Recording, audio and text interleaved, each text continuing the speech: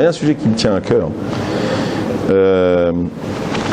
Et puis cette semaine, dans le Ben Ish Chai, il parle beaucoup de ça. C'est quelque chose avant que je faisais attention, mais toujours j'essaye toujours de me renforcer dans ça. C'est le sujet de la manière dont on mange. Alors c'est vrai que c'est assez original comme sujet, mais c'est un sujet qui est hyper important. C'est un sujet qui est, on va dire, essentiel et fondamental. Alors, en fait, le Ben Ish Chai, lui, commence un petit peu, lui, on connaît l'approche du Ben Ish Chai, il parle toujours un peu de Kabbalah, mais quand on parle de nourriture, on est obligé de toucher un petit peu à la Kabbalah, parce que sinon on ne comprend pas. Parce que sinon la nourriture, on va arriver vers ça. C'est quelque chose de tellement physique, tellement gashmi, que si on ne mélange pas un petit peu de mystique dans ça, on ne pourra pas vraiment comprendre de quoi on parle. Parce que sinon, on mange, c'est bon, et puis c'est tout, quoi. Il n'y a pas de... Qu'est-ce qu'on fait lorsqu'on mange, en fait? C'est quoi la péoula de manger? Qu'est-ce qu'on fait? Alors, il faut savoir que quand on mange, il dit Ben Ish Chai, on fait un birour. On fait un birour, comme Boirer, vous savez, connaissez Boirer dans Shabbos, d'accord? On trie, c'est un tri. Il y a l'union de manger, c'est le fait de faire un birour. D'ailleurs, on peut le faire Shabbos, même que c'est Rouhani, parce que c'est un borer Rouhani. Avalema, ici, c'est un vrai birour. Et en fait, lui, ce qu'il veut dire, c'est que pour gagner le birour, pour réussir la mission de manger, qui est de faire ce birour, il dit il y a des choses qu'il faut faire au préalable. Il y a une préparation, il y a une manière de manger, il y a une préparation aussi à la shulchan. Et donc ça fait que on va réussir le birour grâce à ça. Alors déjà pour vous donner l'importance, c'est marqué, j'ai déjà mentionné ça, c'est marqué Zekeli Vanveu. On sait très bien ce passouk il est tellement fort parce qu'ils sont sortis de Yetziat Mitzrayim et Akadosh Baruch Hu, il s'est révélé à eux. C'était un gilouï extraordinaire. Lorsqu'ils sont sortis, ils ont passé la Kriyat Yam Souf. Donc Zekeli Vanveu, ils ont dit c'est mon Dieu. Ça veut dire que la révélation, elle était tellement forte, elle était tellement claire et béante, comme on dit, que c'était pour eux évident. Akadosh Baruch Hu, quelque part, il ne s'est pas caché, il s'est révélé, toute sa shrina, ce que Yereskel Ben Bouzi, il n'a pas réussi à voir. Pardon, ce que il n'a pas réussi à voir, la Shifra, la simple servante d'Égypte, elle a réussi à voir. Donc c'est-à-dire qu'Akadosh Baruch Hu, il a cassé pratiquement toutes les barrières dont on n'arrive pas à comprendre, mais il s'est révélé jusqu'à que les bénis Israël, ils ont dit Zekeli Vanveu. Ça veut dire c'est personnalisé. Zekeli, c'est pas c'est notre Dieu, Hashem Elokeinu, Shema Israël, Hashem Elokeinu, Hashem Echad. C'est même pas Klali. C'est individuel. C'est-à-dire que chacun, il a vu le miracle lui parler. Chacun a vu quelque part que Akadosh Baruch Hu lui parlait. Vanveu, c'est comme Vanveu, Chazal, ils disent Ani Veu. C'est-à-dire que Ravalbe toujours il insistait beaucoup sur ça, que chacun en fait le monde il a été créé pour nous. C'est-à-dire que lorsqu'ils sont sortis de la création, ils ont vu que chacun il avait une mission extraordinaire et que chaque juif il avait son importance est tellement grande qu'Akadosh Baruch Hu c'était son Dieu personnel. Kaviachol. Zekeli Vanveu Ani Veu. Il n'y a pas mon ami, il n'y a personne. Ça veut dire que c'est vrai qu'on est un peuple d'Israël, mais j'ai une mission bien à moi. J'ai des talents, j'ai des choses que Hachem m'a données et je le vois. Akadosh Baruch Hu s'est dévoilé à moi d'une manière personnelle. C'est incroyable, individuel. Donc on a une mission, ça nous aide beaucoup à comprendre qu'on a un rôle bien précis chacun et qu'Akadosh Baruch Hu il a une hashgacha pratique sur nous et qui nous veut chacun d'entre nous. Et les Chazal ils sont venus. Et ils ont dit que Zekeli Vanveu, Zekeli, c'est Rashi Tevot, ouais, ce qu'on dit, Ze Ashulchan Asher Lifnei Hashem. Zekeli, Ze Ashulchan Asher Lifnei Hashem. C'est-à-dire que maintenant on va manger, on va s'attabler, d'accord? Et on a mélangé la notion de Zekeli, qu'ils ont vu, ils sont passés la Kriyat Yam Souf. Ils ont trouvé une relation personnelle avec Akadosh Baruch Hu. Et bien ce Zekeli, on va le trouver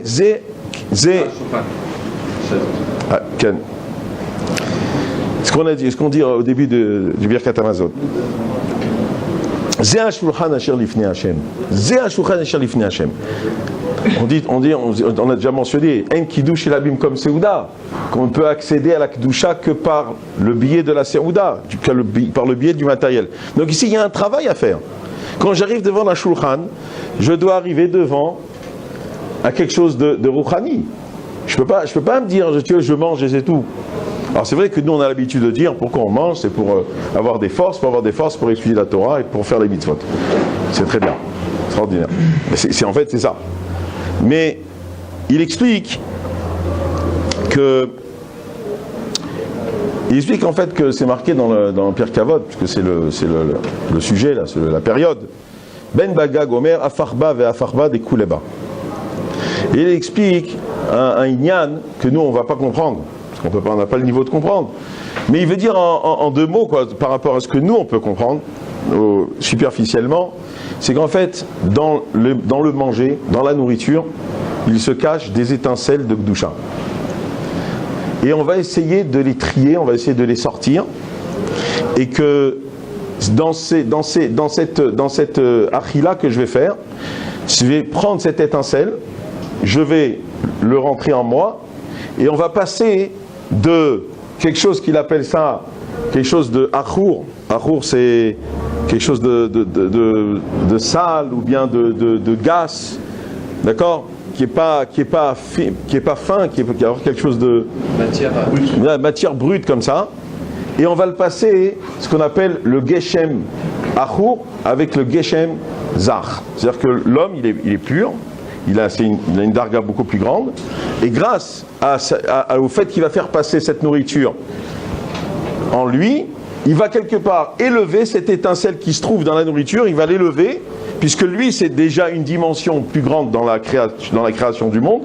Donc il va élever ce Geshem Zachour, qui était, d'accord, par exemple dans un domaine, dans un poisson, dans une chaya, d'accord, tout ce qu'on va manger, dans le hafar, dans tout ce qu'on peut manger, d'accord, on va élever cette étincelle et on va le mettre en nous. Seulement, il y a aussi une troisième dimension, c'est de prendre ce Geshem Zach et de l'amener dans la dimension de Ruchaniut. Et là, la achila, c'est-à-dire le fait de manger, ne peut pas accéder, on ne peut pas accéder par le manger à cette dimension de Ruchani. C'est-à-dire que cette étincelle, elle va rester Begeshem Zach, mais elle ne peut pas arriver à la dimension de Ruchaniut. Or, cette étincelle, il faut l'amener à la Ruchaniut. Il dit la seule chose qui peut faire ça, c'est le Esek HaTorah. Le Esek HaTorah, il a cette force de faire passer du Geshem Achour au Geshem Zach, et du Geshem Zach ou bien à la Ruchaniut. Et là, on l'amène à la troisième dimension. Seulement, la nourriture elle-même, la achila, elle a, oui, une capacité de faire passer cette étincelle à quelque chose de plus grand, à quelque chose de plus pur, mais pas au spirituel, pas à la dimension rouhanite. D'accord ? C'est pour ça, il dit le Ben Ishraï, qu'il est très important que lorsqu'on va manger, on dit les divrei Torah. Pourquoi ? Parce que la Torah, c'est elle qui va faire en sorte que cette étincelle, elle va accéder à la troisième dimension. Donc j'ai accompli mon birour de cette étincelle, de ces nitzotzot, grâce au divrei Torah. La achila, elle a ses limites. C'est pour ça que c'est marqué aforba ve'aforba. Dans la Ben Bagvag Omer, aforba ve'aforba. La Torah, elle a la capacité d'être me'aper du Geshem Zach du Geshem Achour au Geshem Zach. Ça c'est aforba, ça veut dire le'aper, changer de dimension, ve'aforba, et du Geshem Zach à la Ruchaniut. C'est aforba ve'aforba. Il y a trois possibilités. Tandis que la achila, elle peut faire aforba, une. Ben Bagvag, il vient et te dit aforba ve'aforba avec la Torah. Parce que la Torah elle-même, elle a déjà deux dimensions. Elle a la dimension du pshat et elle a la dimension de la pnimiyut. Donc lorsque un homme il étudie la Torah, il a la dimension superficielle de la chose, qui est le pshat, et à forba, il peut t'amener aussi au mystique, qui est d'élever la chose à la ruchaniut. Donc il y a cette force dans la achila de de changer, d'accord, ces Nitzotzot et de les amener à la Ruchniut, mais seulement avec les Divrei Torah. Celui qui ne fait pas Divrei Torah, alors il a quelque part, il est resté au milieu du processus du changement de l'étincelle. D'accord? C'est comme ça qu'il explique. Maintenant, il dit que c'est pour ça qu'il y a un Inyan. Bon, après, il rentre dans des choses où bien il y a des tfilotes qui font, ils disent qu'il faut faire les pitou maktoret. Après, il dit qu'il faut faire des mishnayot, et zéoum et koman, ce qu'on dit le matin. Juste avant la tfila, il y a pitou maktoret, et zéoum et koman. Il y a plein de choses qui disent qu'on doit faire. Tout ça pour justement arriver à ce niveau.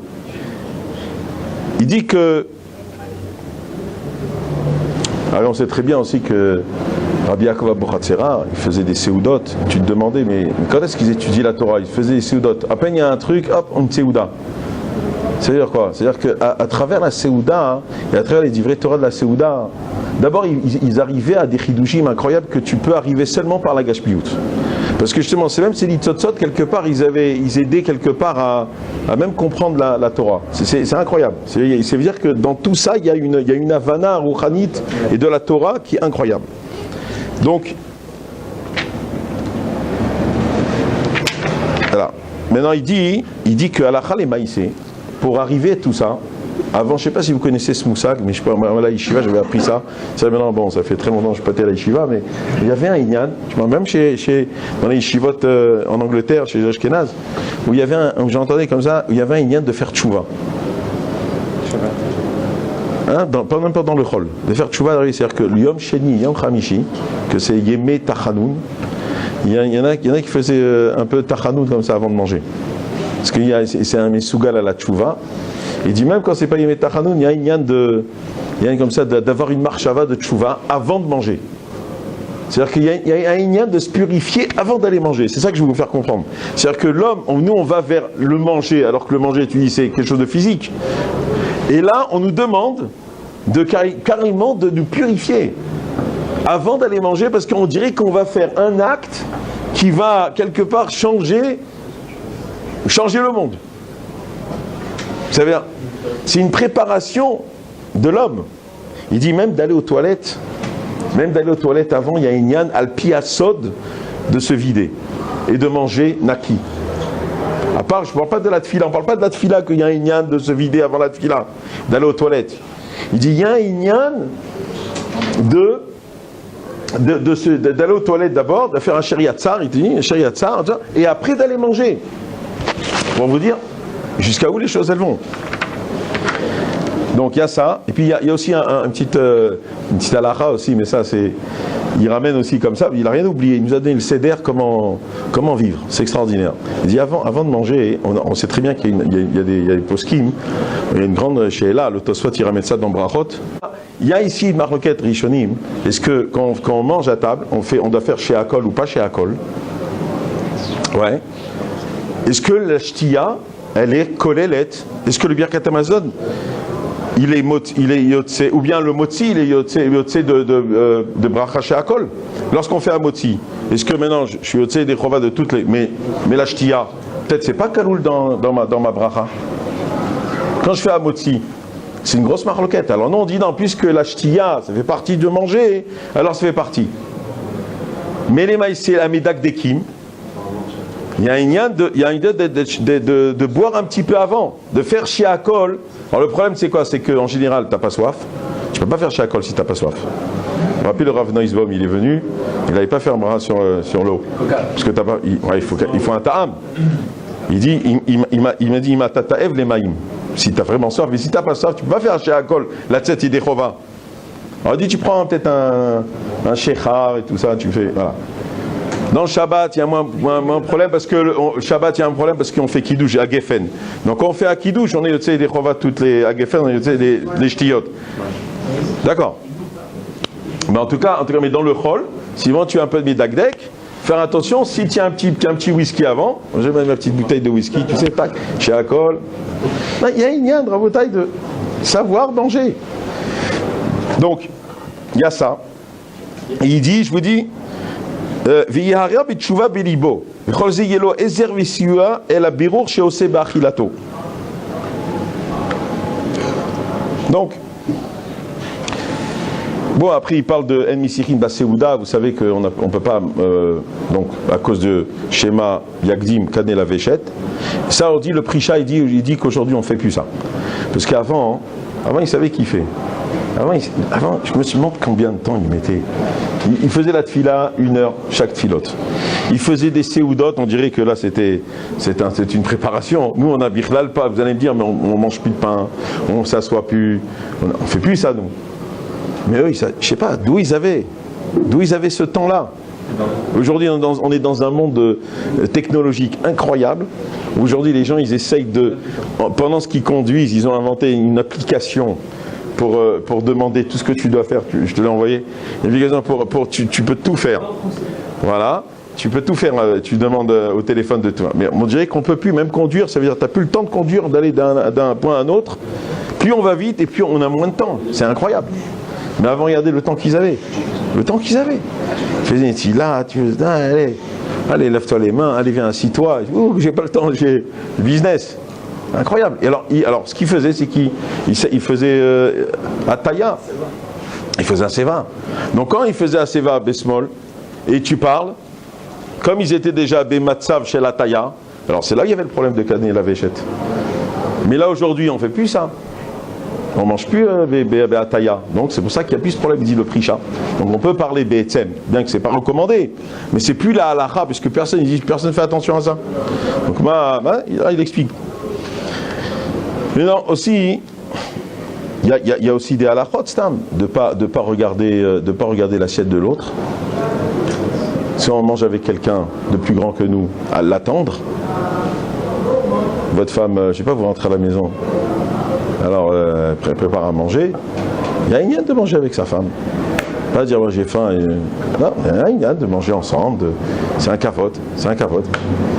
Son grand frère, son père. Sauf si Be'etzem, il y a un problème technique, c'est que le manger, si vous ne le mangez pas tout de suite, alors il va perdre sa valeur, ou bien il va se refroidir, ou bien voilà, ça va pas être la même chose. Mais les maïs, il y a un lien d'attendre l'autre, de ne pas regarder l'assiette de l'autre, de ne pas regarder l'autre aussi. Ou même, il dit, même quand on nous fait passer l'assiette, tu sais, il y a des gens qui choisissent, attends, je suis là, parce que, tu sais là, non, je suis au régime, alors je préfère. Il dit, il y a un lien de, tu vois l'assiette, pas de, tu vas commencer, Zélo il a fait. Il y a un derrière, Talmid Chacham, il dit, il y a un derrière, il faut savoir se conduire. On fait passer la tête, tu prends, hop. C'est vrai, il y a des choses qu'on ne fait pas. Quelque chose d'important. Ne pas prendre des grandes bouchées. Il dit de ne pas prendre des grandes bouchées. C'est quoi la mesure? C'est que tu puisses, si tu voudrais parler, que tu puisses parler. Très important. Lo yemaher bil isato va achilato. Alors ça c'est, vous avez le livre, j'espère que vous avez ce livre, Rav Asrak. Extraordinaire, c'était celui qui s'occupait de Rav Shach. Il faut prendre des bonnes habitudes tout de suite, même quand on est jeune. C'est pas, tu dis, quand on a 20 ans, on prend des bonnes habitudes. C'est parce qu'après, les bonnes habitudes, c'est très dur après. Il faut les prendre quand on est jeune. Le Rav Asra qui dit qu'il faut, on mange très vite. Donc, qu'est-ce qui se passe? On mâche moins. Les aliments sont moins décomposés, donc c'est le ventre qui fait le travail en majorité, et c'est pas bon. Il faut que 80% il dit 80% dans la bouche, la salive, elle commence déjà la digestion, et quand on arrive à l'estomac, il n'y a que 20%. Sinon c'est dangereux, sinon ça fait des maladies. Ça peut faire des pierres dans la vésicule. Oui, c'est ça comme ça marche comme ça. Il faut bien mâcher, il faut prendre son temps. Il dit aussi, il dit aussi très important, lorsqu'on mâche, il faut mâcher. Il faut mâcher. Non, ça veut dire qu'il faut mettre un F sec entre les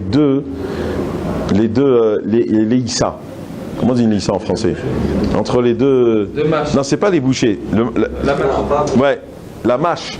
C'est-à-dire, Tu connais, tu sais, les bourgeois, là, les gars, tu sais, tu crois qu'ils sont bourgeois, tu as envie de les frapper, ils sont là. Oui, bonjour, bonsoir, bonjour. Oui, voilà, comme ça. Eh bien, c'est comme ça qu'il faut faire en bataille. Il faut arrêter de se moquer d'eux. Faut se faire frapper, quoi. Non, parce que nous, on est là. Comme ça. Non, c'est pas classe. Non, il dit, c'est pas classe. Un juif, c'est pas ça. Doucement. Et puis tu dégustes plus, tu as plus de... Ce matin, j'ai essayé d'ailleurs. C'est pas évident, hein. Non, puis, non, j'ai le collet, là. Je suis venu en retard à cause de ça ce matin. Non, n'en profitez pas, n'en profitez pas. Non. Non, le Yechos, Biado, Proussa, Kabetza, tu vois aussi, les gars, ils vont à l'Oteman, les gros trucs, et comme ça, et vas-y, et tu prends le... Ça marche pas, c'est pas pour nous. C'est pas pour nous. Voilà, c'est du Derecheret, ça. Et le Chod Derecheret. Regardez le Ben Ishraï. Surtout ne pas manger quand t'es énervé. Le peuple radis. Alors, pourquoi j'ai dit tout ce chiot, c'était pour Raphaël en fait. Parce que je l'ai vu manger un croissant debout, énervé avec la cigarette, la truc, et il voulait... C'est pour ça en fait que je t'ai vu, j'ai dit attends, je t'attrape. Lo yochal me'omed, velo yishte me'omed. La croissant, vas-y doucement. Ah oui, j'en pouvais plus depuis 3 jours, je veux dire. Lo yishte me'omed. Non. La reine a filou kosh el kidouche, dès le Shabbat, Yom Tov. Tu fais ton kidouche, tu t'assois, après tu bois. Mina Grabino Arizal, Acha Birkat Dayush, Dishev et Ishte Akos. L'Arizal, vous voyez que l'Arizal c'était. Moi j'étais au cœur du Arizal à Chol HaMoed. Et puis dans chaque kever, vous savez, il y a l'histoire du Rav, plus ou moins. Et puis, non, on dit toujours quelque chose que lui il a dit, qu'il a fait, une histoire qui vient à lui. Qu'est-ce qu'ils ont dit sur l'Arizal? J'étais étonné. Il y a Yosef et Choté.